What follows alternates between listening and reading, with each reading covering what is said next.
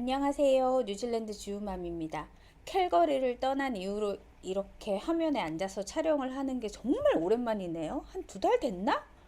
어, 오늘 비가 주적주적 내리는 어디 싸구려 호텔 안에서 촬영을 해보도록 하겠습니다. 자, 오늘의 주제는 뉴질랜드 입국을 준비하시는 분들이 가장 또 많이 생각하시는 것 중에 하나, 항공권에 대한 팁과 그 뭐 경유지 뭐 이런 거 궁금한 거 많잖아요. 에어 뉴질랜드 뭐 스카이카우치는 어떤가요? 대한항공이 좋을까요? 에어 뉴질랜드가 좋을까요?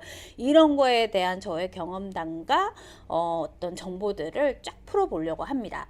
그러면 뉴질랜드 출국 준비하시려고 저가 지금 가장 좋은 항공권을 서치하시는 분들, 자, 꼭 봐주시기 바래요. 뉴질랜드 원래 항공권의 옵션이 다른 나라에 비해서 많지가 않아요. 이거는 좀 이해를 해주세요. 왜냐면 하도 남쪽 끄트머리에 있으니까 경유지로서 뉴질랜드를 선택할 이유가 없잖아요. 그러다 보니까 그냥 뉴질랜드 갈 사람들만 그 항공권을 찾는 거야.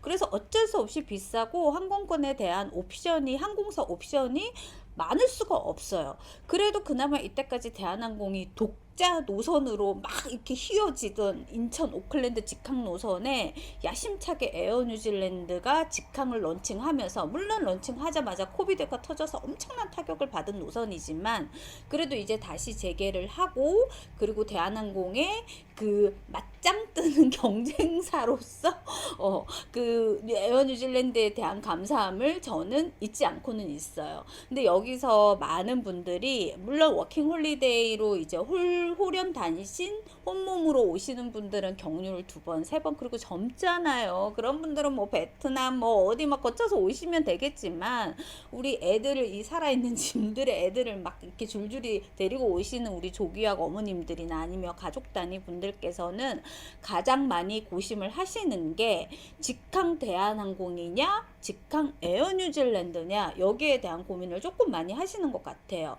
근데 제 의견을 조금 말씀드리면, 물론 에어 뉴질랜드가 지금 내년 1월 출발부터의 스페셜 가격을 이미 공지를 했기 때문에 대한항공도 거기에 유사하게 가격을 맞출 확률이 거의 큽니다. 근데 슬라이틀리 약간 뭐 5만원에서 10만원 정도 좀 더 비싸겠죠?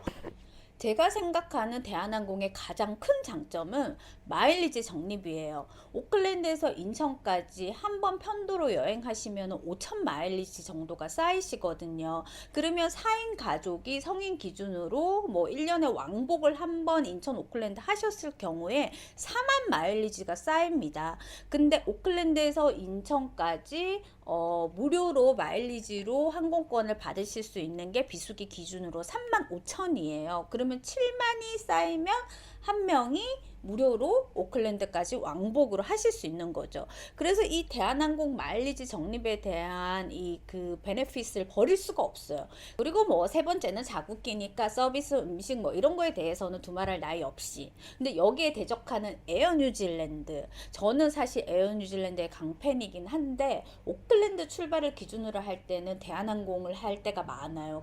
에어 뉴질랜드 서비스, 음식, 그리고 비행기 쾌적함, 대한항공 못지않나요. 탑5, 세계 탑5 안에 들어가는 에어 뉴질랜드이기 때문에 이런 거에 대한 거는 사실 걱정 안 하셔도 되는데, 가장 아이들과 동반하시는 분들께서 요즘 피크로 가장 문의 많이 하시는 게 스카이 카우치인 것 같아요.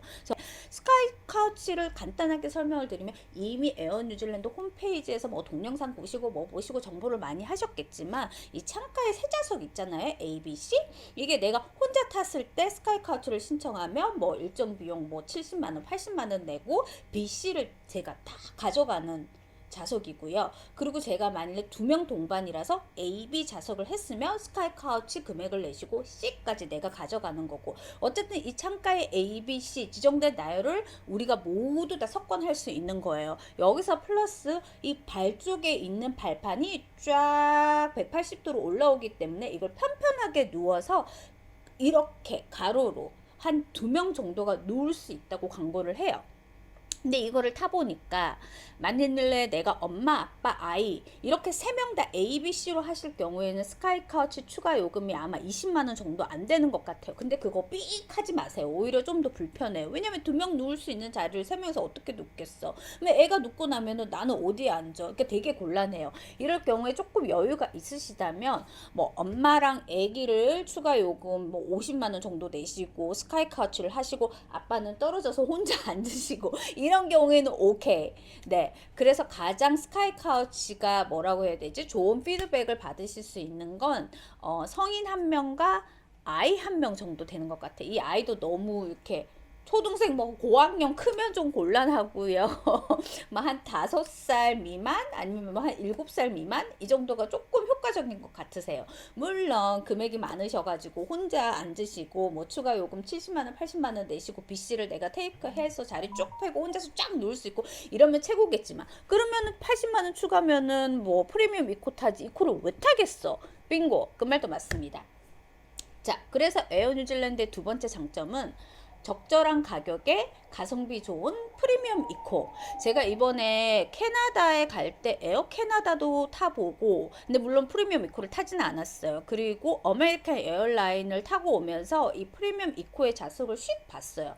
근데 다른 항공사의 프리미엄 이코는 뭐랄까 조금 돈을 내지만 약간 조금 고급 이코노 좌석의 느낌이었는데 에어 뉴질랜드 프리미엄 이코는 약간 저급의 비즈니스 좌석 느낌이에요. 그러니까 제가 이렇게 표현을 하는 이유는 왜냐면 프리미엄 이코 좌석끼리는 자기네들끼리 공간에 화장실 뭐 이런 거 다 쓰고 다른 항공사들은 조금 이코노랑 믹스해가지고 쓰고 이런 것도 있는 것 같더라고요.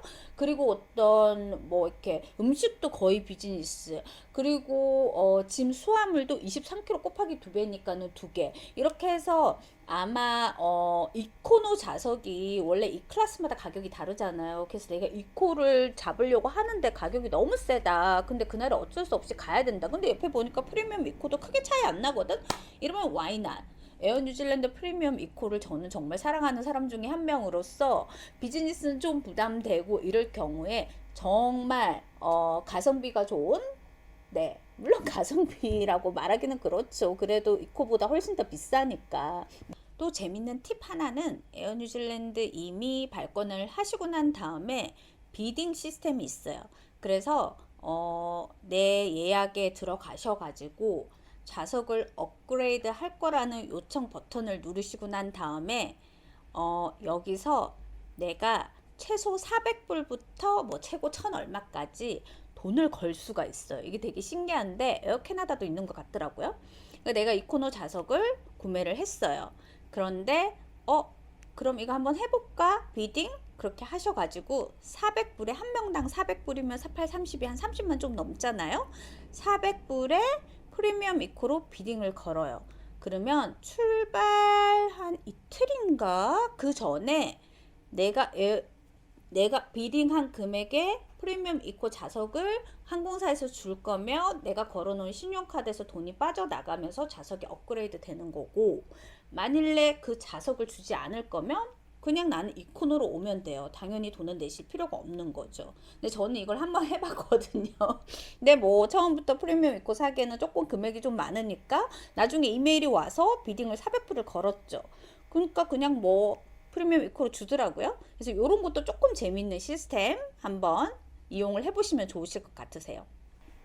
자, 그리고 남섬 처치로 가시는 분들에게는 굳이 오클랜드를 경유하시면서 오클랜드에서 진검사 하시고 입국심사 하시고 좀 번거롭게 하실 필요 없이 크라이처치를 국제선에 도착지로 하시고 싶잖아요. 그러면 제가 추천드리는 항공사는 싱가포르 에어라인. 물론 싱가포르 에어라인이 일본이나 홍콩, 시드니 경유편에 비해서 조금 돌아오는 느낌은 있어요. 그래서 비행 시간이 좀 늘어나기는 한데 싱가포르에서 크라이처치까지 직항이 있거든요. 그래서 인천에서 싱가포르에서 크라이처치 바로 들어가시면 좋아요. 근데 장점은 싱가포르 에어라인은 짐이 30kg까지 허용이 되기 때문에 다른 항공사에 비해서 짐을 많이 들고 올 수 있는 장점이 있고 그리고 두 번째는 크라이처치에서 오클랜드에서 진검사랑 입국 검사를 다 하시기 때문에 오클랜드에서 자칫하면은 막 입국 심사가 길어지고 또 그러면은 국내선을 놓치게 되고 이런 거에 대한 염려를 하실 필요는 없으신 것 같아요.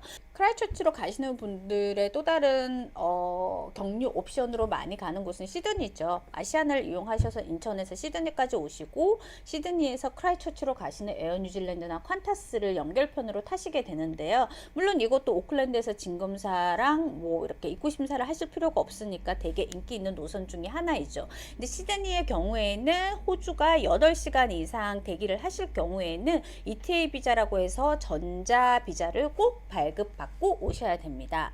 근데 사실 8시간 아니어도 그냥 무조건 ETA 비자를 발급받고 오시라는 얘기를 많이 해드려요. 그래서 이것도 경유편으로서 인기 있는 루트 중에 하나죠. 많은 분들이 조금 헷갈려 하시는 게 경유지에서 여권 검사 하나요? 경유지에서 짐을 또 찾나요? 이게 가장 헷갈리시는 것 같아요. 그런데 물론 항공사마다 그 연결되는 항공사랑 뭐 연결이 돼 있는지 조인이 돼 있는지 이런 거에 따라서 약간씩 달라질 수 있지만 기본적인 룰은 내가 도착하는 나라의 첫 도착 도시에서 짐도 다 검사를 하고 입국 심사도 하는 거예요. 그러니까 예를 들어서 내가 크라이처치로 갈 건데 나의 경유지가 오클랜드예요. 그러면 같은 나라 내의 첫 도착지가 오클랜드잖아요. 그럼 오클랜드에서 짐 검사, 입국 심사 다 하시는 거고요. 근데 내가 도착하는 데가 더니던인데 나의 중간 종착지는 시드니란 말이에요. 그래서 뉴질랜드의 다른 도시를 전혀 그치지 않아요. 이럴 경우에는 자, 도착하는 더니든에서 짐검사와 입국 심사를 다 하시게 됩니다.